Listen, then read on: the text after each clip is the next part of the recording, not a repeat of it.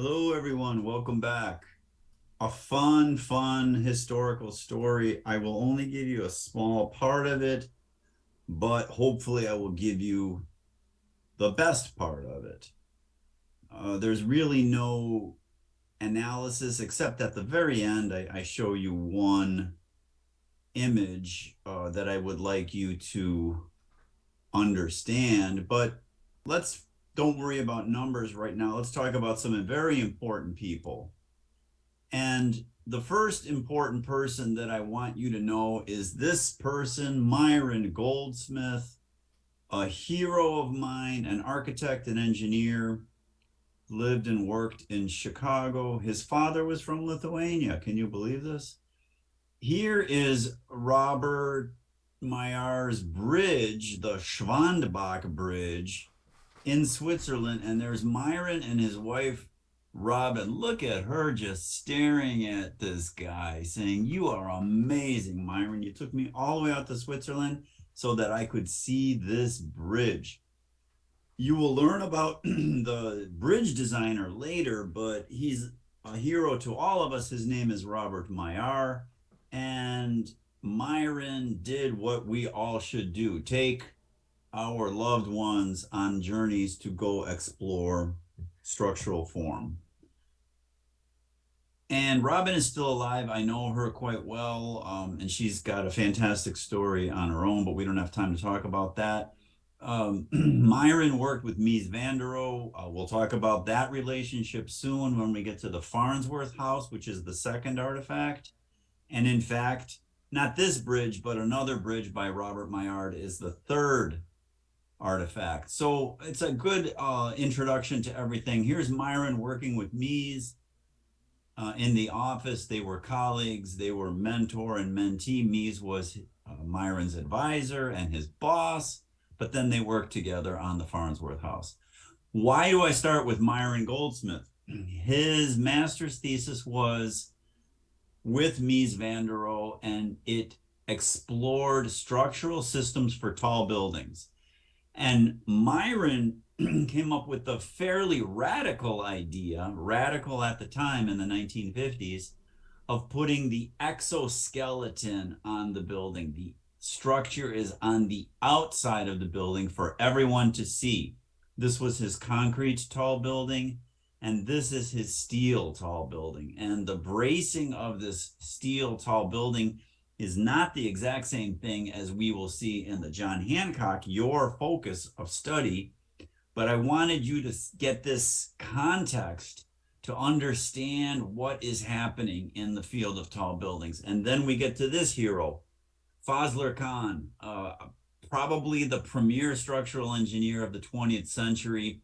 Everything that has to do with tall buildings in the 20th century came from this one person. And there's a whole bunch of typologies that he invented practically single-handedly. Now, why do I mention Fazlur Khan? Well, Fazlur Khan was Myron's colleague at Skidmore, Owings and Merrill in Chicago, and they both were teachers at Illinois Institute of Technology. And that's where the story really hits home for you, I hope, because they had a student, and the student's name was Mikio Sasaki. He was from Japan, and he wanted to create a tall building for his master's thesis so that he could come back to Japan. This is post-World War II Japan, which still did not allow structures to be over 3 or 4 stories in downtown Tokyo because of the very restrictive building codes and the high seismic loads in Tokyo. The story is unbelievable in that Mikio Sasaki, the student, worked with Myron as the architecture advisor and with Fazlur Khan as the structural engineering advisor. And Mikio Sasaki developed a tall building system where the braces form X's on the exoskeleton of the building. And Sasaki did a number of studies by hand, of course, and he was an architecture student, about the base shear. What does that mean? How much shear is sliding along the bottom of the building due to an earthquake. And then my students and I redid that with a modern computer program, and we got very good match to Sasaki's hand calculations. And then Sasaki calculated the period of vibration. How long does it take for the building to sway naturally in free vibration? And we modeled it on the computer. We published a small paper on it. It's a fantastic story because Sasaki, the student, creates this project, and that project literally becomes the tallest building on planet Earth. It gets reinvented by Myron, and not by Myron, excuse me, but by Fazlur Khan at Skidmore, Owings and Merrill. But everybody gave credit to this thesis, and I've written to Sasaki, and I could tell you more about that in the history class, not here. So Khan did not work alone, of course. He worked with Bruce Graham. The difference between Sasaki's model, which is on the left here, and on the center on our computer simulation, and the built work is substantial, but nevertheless, you see similarities. So the John Hancock Building in Chicago is tapered. The diagonal braces are complicated because of the fact that they wanted to keep things regular, so that on every third floor, I think you could see this 1, 2, 3, we have a crossing of the diagonal and the floor beam. 1, 2, 3, we hit the column. 1, 2, 3, we have a crossing. 1, 2, 3, we hit the column. So on and so on. That is a great story. I could tell you more about that, but not now. This picture is from the southern end of the downtown cityscape. You can see the Sears Tower, which is now called the Willis Tower. That's Fazlur Khan's. And then the John Hancock is up here, but it's way further north. And they're about the same height. The Sears Tower became the tallest building in the world after Fazlur designed that. So I like to say that it's a confluence of ideas, and that's the title of the paper that I wrote, that Sasaki really did not do this by himself. He did this with the contributions of his mentors, and that's a great lesson. You could be a solo genius, you still need other people to make your dreams become real. The creative power unleashed by this design atmosphere is something that I talk at great length about in the history class. We don't have time to talk about it here, but you need freedom, you need discipline and play. We've talked about that a lot in this class. You do need to have fun while you're creating. And it really was revolutionary. It was shocking to a lot of people.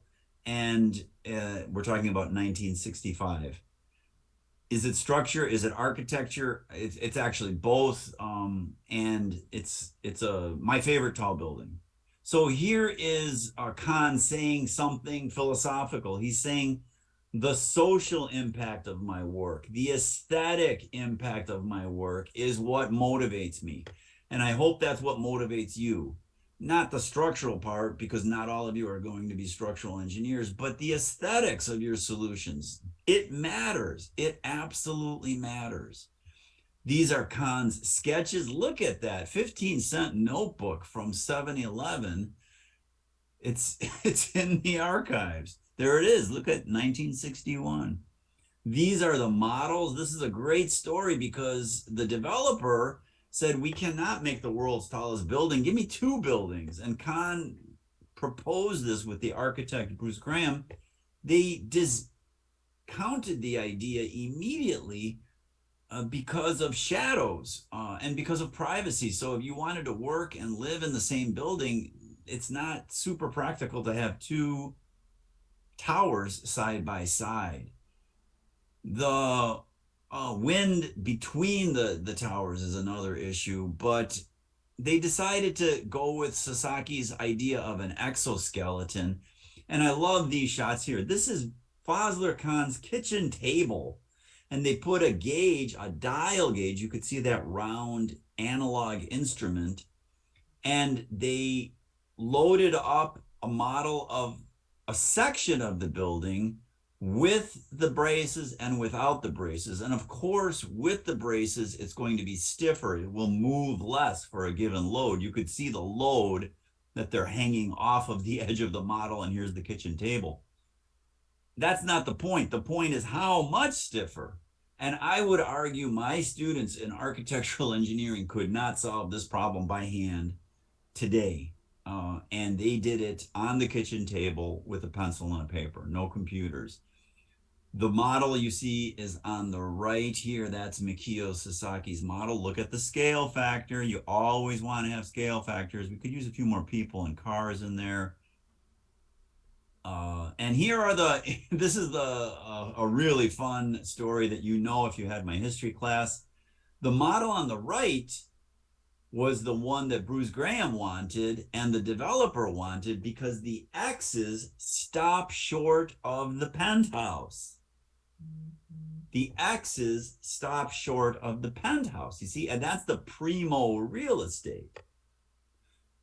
But Kahn hated that from an aesthetic point of view. He said, if you leave it like that, it's always going to look like X, X, X, X, a very harsh, very hostile image. Whereas if you added two more lines, let me just show it to you here, two more lines, just two more lines up there, you could think of it as a diamond. You could think of it as a diamond, not an X. So on the left, you could see diamonds. And once I say that, you'll see diamonds in your head, or you'll see X's. But on the one on the right, you'll only see X's.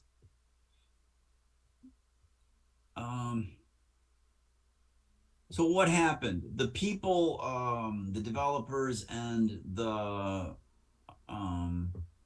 and Bruce Graham, here's Bruce Graham, they argued back and forth, and Kahn was doing this from an aesthetic point of view. And he said, guys, got really bad news for you. One day he gets in, he's all gloomy.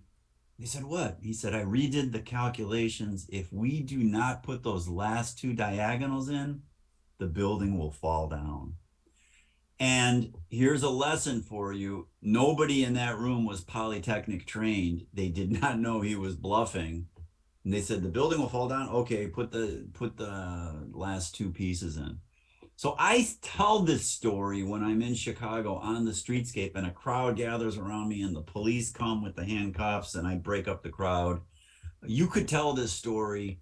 You might need to take the history class to get the story right. But in the end, the diamonds prevailed over the X's. And Kahn wrote that it would have been a tragedy had the diamonds not prevailed. So here's the building from the airplane. When you fly in, you sometimes see it. A lot of technical details about why this is important. It was very, very expensive to build tall buildings using inefficient systems. And you could see, this is a cool old graphic from the 60s on the comfort zone or the economical comfort zone of about 120-story building. Whereas the Empire State kind of building where you'd have a rigid frame in the center of the building really is highly uneconomical.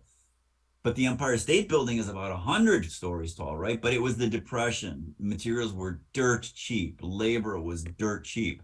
Nobody could build that style building in 1961. Lots of cool old calculations. I got to know Joseph Calaco, who worked on this project. He shared a lot of images with me. 55 pounds per square foot. You could see that down in there. Cool construction photos here. Look at this, 1967. Wow. There's Joe with his hard hat on site, lifting up these pieces. With his bare hands, he's lifting them up. Go, Joe. Really fun. Look at this, FRK, Fazlur, Rahman Khan. Fantastic photos here. We don't have time to get into it. There's Yasmin, the daughter, and the wife, Lizalette. Yasmin wrote a book about her dad. You could read that. She's a structural engineer and an author. There's Fazlur Khan at the site. It's going up. There's the wind tunnel where they built it. Look at this thing dwarfing its neighbors. It's not complete yet here in this photo on the left. I love it. And then you get cool images like this. These were the promotional brochures. So yes, you should do something like this for me for your artifact. I like this. I like this a lot. B plus. Here, I like this one too. Look at this. This is the plaza. The transition to the ground is complicated, controversial. We don't have time to get into this, but this is exactly it. You could see this when you go to Chicago. Why did he elevate this brace to be above people's heads? It should have been down at the ground. What's going on? I can't tell you that now. We don't have time. So other people called it, like for instance, Klaus Oldenburg, a famous sculptor. Do you know Klaus Oldenburg's name? He called it the Statue of Death. That's a little harsh. The Statue of Death. And Klaus Oldenburg said that we should be resentful of the scale of this building. Do you know what Klaus Oldenburg does? What kind of works he does? These are Klaus Oldenburg sculptures. Unbelievable. Other critics called it structural megalomania, which that name I love so much that that's the name of one of my garage bands. We call ourselves Structural Megalomania. The American Institute of Architects hated this building. They only gave it an award way after Fazlur Khan died. And it's a kind of a sad story. But Khan himself never had any doubts. And I think it really embodies the spirit of its time. Now you may think I'm reading into it a bit much, but look at the scale of this building. It's black, it's steel, it's in your face. This is 1967, the era of Black Power, the era of muscle cars in Detroit, the era of rock and roll like Jimi Hendrix, like really, really advanced hard rock and roll, classic rock. And I think this building somehow fits that era. And if you could capture some of that in your artifact, somehow do it. I think for me, the elegance and the logic of it overwhelms any criticisms that might befit it. And I really do think it's a powerful image on the Chicago skyline. And Khan said, is that a priori, beforehand, if you know what you're striving for, and it's driven, and I'm paraphrasing here, by a polytechnic, rational understanding of load flow, for instance, if you had this course, you can create things that other people cannot, that even architects cannot, who have not had the training, or sculptors who have not had the training, right? So I think it's a great story. I end with two images. These are the original drawings of the building, which I have. And I did some GeoGebra modeling just to look at the weight of the building versus the overturning forces that are developed from wind. And I used 55 pounds per square foot because we're in the United States. And I drew them to scale. This building weighs a lot, and the wind is not a big factor. The diagonals never go into tension, which is a big technical detail for us as structural engineers. For you, don't worry about it. What you need to do is just think about an artifact. What do you want to convey about the spirit of this building?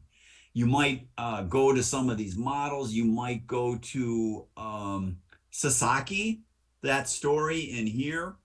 You might read my paper. You can find it on Digital Commons. There's an awful lot to share, but I just wanted to give you a snippet of it and get you fired up for your first artifact, the John Hancock Building.